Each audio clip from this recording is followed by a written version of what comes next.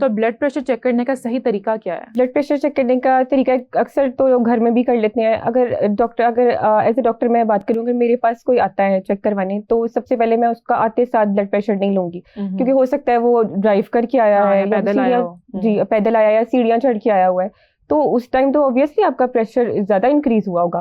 تو صحیح طریقہ یہ ہے کہ آپ پہلے بٹھائیں, اس کو پانی پلائیں اور اسے گپ شپ کریں تاکہ وہ تھوڑا ایزی فیل کرے. 5 منٹ بعد اس کا بلڈ پریشر آپ چیک کریں.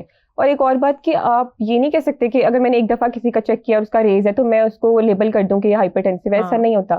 آپ کو دن میں 3-4 دفعہ چیک کرنا ہوتا ہے, اس کا ایوریج نکالنا ہوتا ہے, اس کے بعد آپ لیبل کرتے ہو یہ ہائپر ٹینسو اسٹیٹ ہے.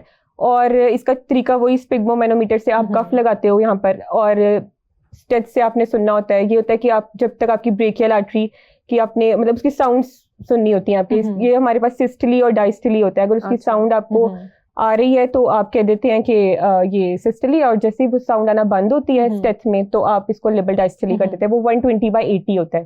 یہ کنڈیشن ہوتی ہے کہ جب آپ کا ہارٹ کا بیسک فنکشن ہوتا ہے کہ ریلیکس اور کانٹریکٹ کرتا ہے بلڈ کو, تو جب آپ کی اسٹیٹ ہوتی ہے کہ آپ کا ہارٹ کانٹریکٹ کرتا ہے بلڈ کو, تو وہ ہوتی ہے اسٹیٹ سسٹولک بلڈ پریشر آتا ہے, وہ 120 ہوتا ہے. اور جیسے وہ ریلیکس کر جاتا ہے, بلڈ باہر نکل جاتا ہے, تو وہ ہماری کنڈیشن ڈائسٹولک ہوتی ہے, وہ 80 ہوتی ہے. اس لیے ہم ہائپر ٹینشن کو کہتے ہیں 120/80 نارمل ہوتا ہے.